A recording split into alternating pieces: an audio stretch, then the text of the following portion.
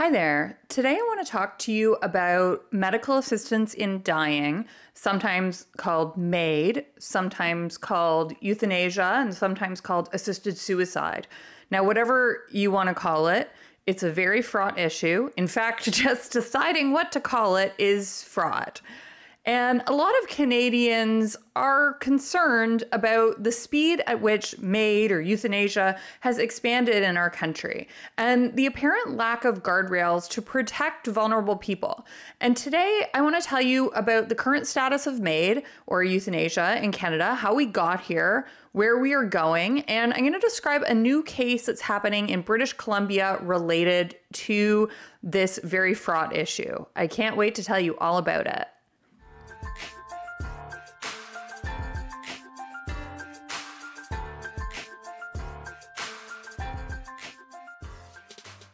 If you're new here, welcome. My name is Christine, and I'm the litigation director with the Canadian Constitution Foundation, a legal charity that fights for fundamental freedoms in Canada. I upload regular videos about our ongoing legal cases and about other interesting developments in constitutional law in Canada. So if that sounds like something you would be interested in, please hit like and subscribe below. It really helps my videos out a lot. Also, please remember that nothing in my videos is ever legal advice. If you have your own legal question or problem, please consult your own lawyer. So what is the current status of MAID or euthanasia in Canada?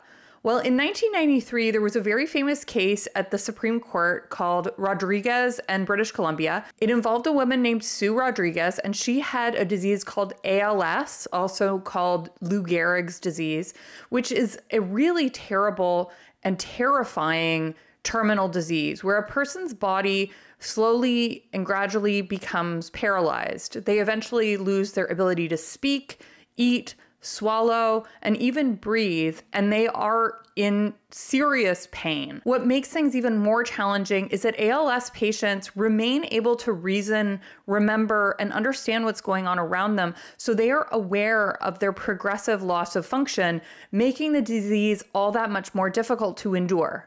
Now, Ms. Rodriguez was diagnosed with ALS in 1992, and by 1993, she was told that she would not live another year, and she wanted to die by euthanasia, given the terrible progression expected in ALS patients and the fact that her condition was terminal. But there was a criminal prohibition on euthanasia in section 241 sub B of the criminal code. That section of the criminal code makes it an indictable offense to aid or abet someone in committing suicide. And another criminal provision said that no person can consent to death. So due to her particular condition, Ms. Rodriguez was actually physically unable to end her own life. So because of the progressive paralysis, she needed the assistance of a physician in order to end her life. And she challenged these prohibitions as charter violations, but she was not successful. The Supreme Court in 1993 upheld the criminal ban on euthanasia. But in 1994, she did end her own life with the help of a physician who to this day remains anonymous, and no criminal charges in Rodriguez's case have ever been laid. Rodriguez's case was revisited by the Supreme Court about 22 years later in 2015 in a case called Carter in Canada. And that case involved a woman named Gloria Taylor who, like Sue Rodriguez, had ALS. She challenged the exact same criminal prohibition, section 241 sub B, but the outcome in Carter's case was very different. In a unanimous decision, the Supreme Court struck down the criminal prohibition. The court found that the prohibition was overbroad. The purpose of the provision, they said, was to protect vulnerable people from being induced to commit suicide in a time of weakness. But they said that the prohibition also captured other cases. For example, the court wrote, people who are grievously and irremediably ill cannot seek a physician's assistance in dying and may be condemned to a life of severe and intolerable suffering. A person facing this prospect has two options. She can take her own life prematurely, often by violent or dangerous means, or she can suffer until she dies from natural causes. The choice is cruel. That was the words of the Supreme Court in the Carter decision.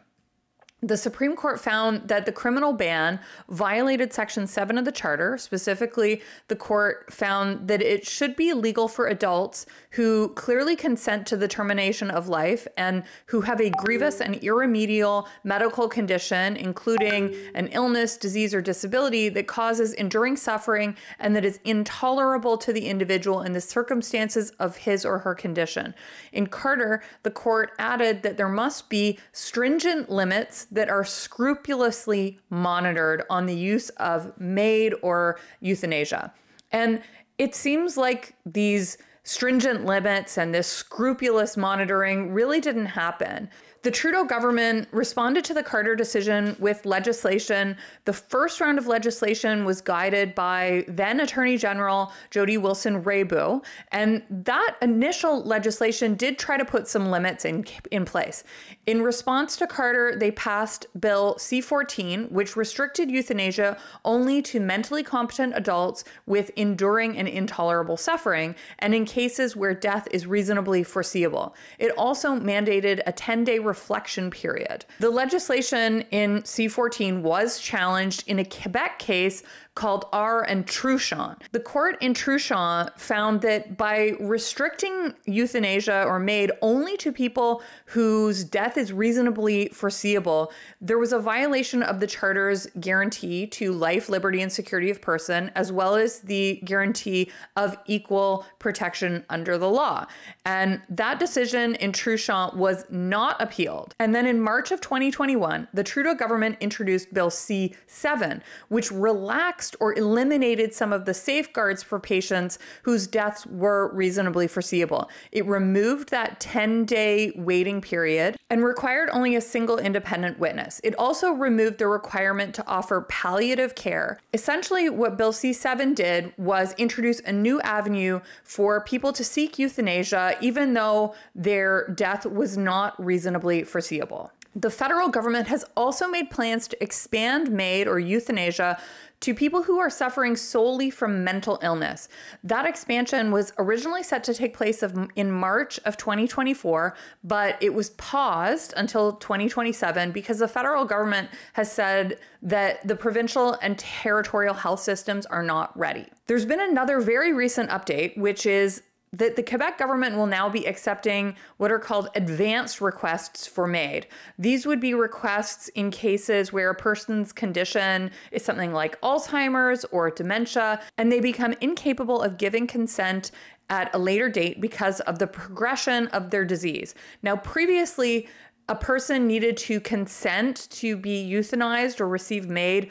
They needed to do it right before, right as the injection was given. But now under the Quebec plan, you can give consent to be killed months or even years before you get that injection. And this raises some concerns. I mean, like losing capacity and changing your mind in that interim period. The move by Quebec is technically illegal under the criminal code, but the Trudeau government has said that they are not going to challenge the Quebec law. Now, this issue is an extremely fraught one. It is very difficult. I know there are some people who say that there is a charter right to MAID or euthanasia, including in cases of mental illness. Other people say that the expansion of MAID for mental illness should be stopped altogether. And other people have warned that it's actually been happening already. And there are people who think MAID in any circumstance or euthanasia in any circumstance should not be permitted. Now, I have to say, in my personal view, I have a lot of concerns about the stories that I have heard about the rapid expansion of MAID or euthanasia and the lack of guardrails around it. But at the same time, I don't think that I do not think I am a conscientious objector to all MAID or all euthanasia. Now, I'm speaking personally, this is my own opinion. And what I think is I can understand why someone in the case of Taylor or Rodriguez suffering from Lou Gehrig's disease, why they might want to access medical assistance in dying or euthanasia. I actually have a very close friend who lost a family member to Lou Gehrig's disease, and it is a monstrous disease, and there is no cure. It causes terrible physical and psychological pain. I also have friends who have lost family members to suicide in very terrible and violent circumstances. And my own moral belief is that if someone has a terminal disease, I don't know if it's right to force them to live out the last days or weeks of their life in terrible, unendurable pain. I really have a lot of compassion for these stories. I also understand that there are people who disagree with me, and they are conscientious objectors, and I respect that you may have reached a different conclusion based on these very, very hard facts. All of that said, the expansion of MAID has been really concerning to me. I'll give you a couple of examples of stories that are really troubling. Now, the Associated Press recently reported some pretty wild things about the expansion of MAID or euthanasia in Canada based on they had obtained internal data pretty exclusively. So I'll link to the AP report below, but I'll explain it to you here as well. It basically describes Canada as having the world's fastest growing program for euthanasia. And it highlights that we in Canada don't require patients to exhaust all medical treatments before seeking death. MAID or euthanasia in Canada is not an option of last resort, which is kind of how most of us thought it would be treated when the Carter decision from the Supreme Court came out. Now, what did the AP find and where did they find it? Well, they got access to an online email forum where doctors who provide MAID or euthanasia discuss their cases. And they published some of the email exchanges, and they were really troubling. They described a middle-aged worker whose ankle and back injuries made him unable to resume his job, and he told his doctor that the government's small amount of financial support to him while he was disabled left him with no choice but to pursue MAID. But the doctor was hesitant because the man was citing not just the pain, but the reduced government payment, like an economic incentive, as the reason he wanted MAID. But the doctor said that his situation did meet the criteria for euthanasia or MAID. Another story was that a patient had a serious lung disease, but his suffering was mostly because he was homeless, in debt, and couldn't tolerate the idea of being in long-term care. And this man was eventually euthanized. Another troubling case involved a woman in her 80s who required dialysis, and she tragically lost her husband, her sibling, and her cat in a very short 6-week period. Her assessor said that her suffering and request to die was actually tied to her husband's death, the grief over her husband's death, rather than over her medical conditions. Another case involved an elderly man who was losing his vision and requested euthanasia as a result of his blindness. But he was also his wife's caregiver when he made this request for euthanasia, and he wanted his wife to die with him. According to the AP, the couple had several appointments with an assessor before the wife, quote, finally agreed to be killed. Now, ultimately, she actually died unexpectedly just days before the euthanasia was scheduled, but the whole story is very disturbing. The AP also described a document from the Ministry of the Solicitor General in Ontario that was sent to all euthanasia or MAID providers in Ontario about, quote, lessons learned about MAID. And one of those cases involved a 74-year-old patient who had high blood pressure. He'd had a stroke and blindness, as well as other difficulties. And he was increasingly dependent on his or her spouse and expressed an interest in MAID to the family physician. Ultimately, this patient received MAID even though there was no assessor or expert versed in non-terminal conditions, and efforts to discuss alternatives to death were limited. And the euthanasia in this patient's case was actually scheduled based on the spouse's preferred timing. Officials in that case questioned whether the patient's death was genuinely voluntary and free of coercion, and independent legal experts said that these breaches could actually violate criminal law. These are very disturbing cases, and it makes me question whether there was really voluntary consent for euthanasia or MAID in some of these cases. I mean, euthanizing someone because they are a burden on society, because they are poor, or they are a burden on a family member, that is monstrous behavior. And that seems to be what's happening in some of these cases.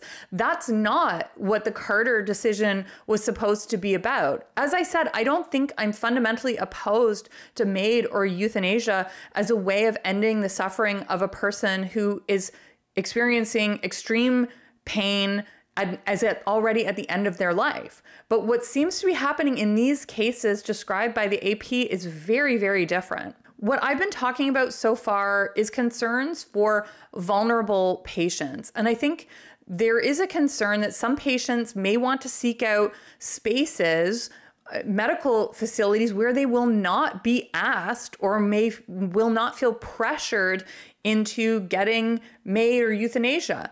And one of those spaces that is what you might call a MAID-free space have been Catholic hospitals. Catholic hospitals generally do not provide MAID. The existence of these spaces is also important for physicians who may not believe in MAID. As I said before, I respect that there are people who are conscientious objectors to euthanasia and MAID, and some of those people are physicians. But now there is a lawsuit that is challenging that. St. Paul's in Vancouver is a Catholic hospital, and as a Catholic organization, it prohibits MAID in its facilities. MAID is available at other facilities in Vancouver, but not at St. Paul's. To address concerns by patients who wanted MAID but couldn't get it at St. Paul's, the hospital agreed to actually lease out the property next door to the hospital so that a facility could be built there for St. Paul's patients who wanted MAID or euthanasia but couldn't get it because of the hospital community's conscientious objection to providing MAID inside that facility. So the case that is challenging all of this involves a 33-year-old woman named Sam O'Neill. And Miss O'Neill tragically was suffering from advanced ovarian cancer. She was only 33 years old.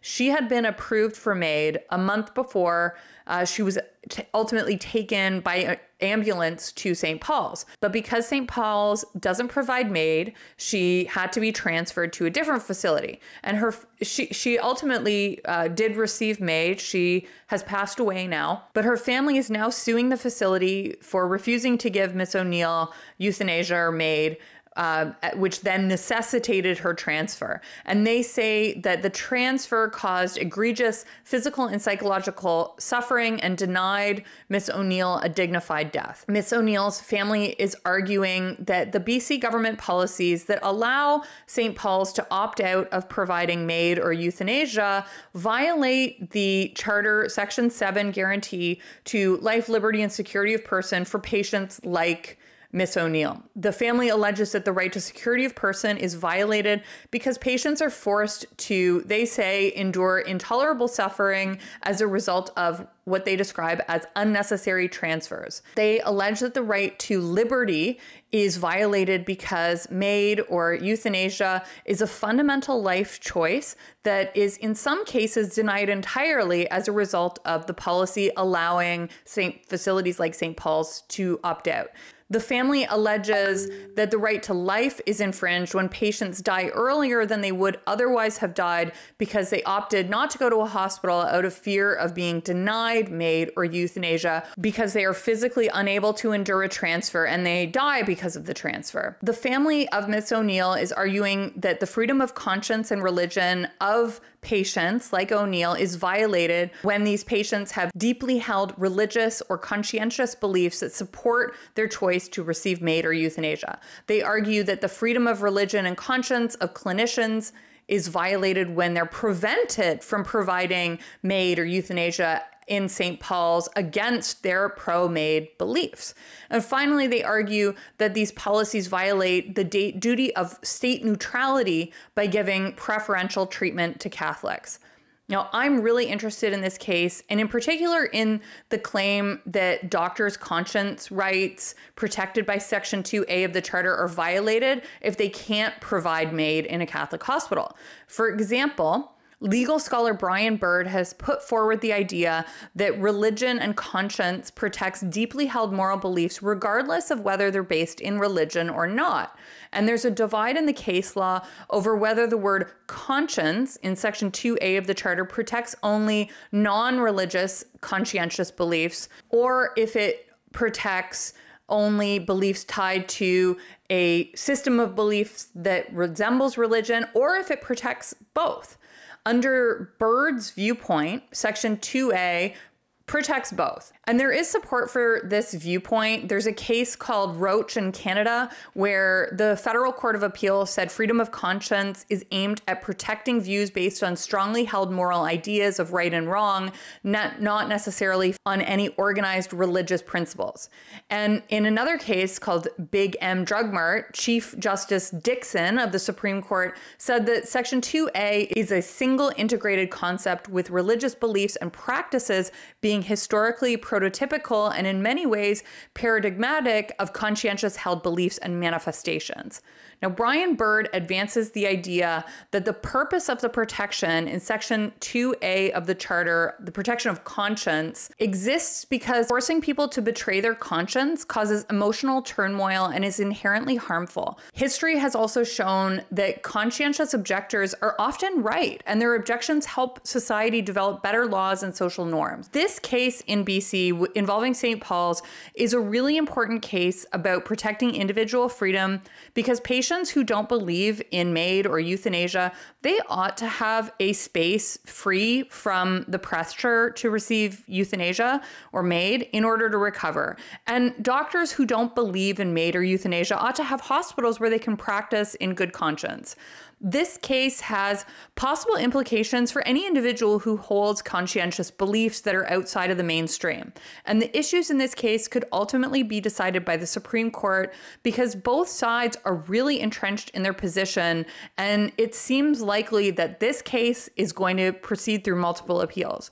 Freedom of conscience is rarely considered more than superficially by the courts, but it seems likely that the courts will need to grapple with its scope and purpose more deeply in a case like this because the applicants have made really substantial conscience arguments. What do you think of the BC case about St. Paul's and about all of the other cases I described? Rodriguez, Carter, and those stories reported by the Associated Press that were so concerning. Do you object to MAID or euthanasia entirely? Or do you think that there are cases where it's an understandable choice?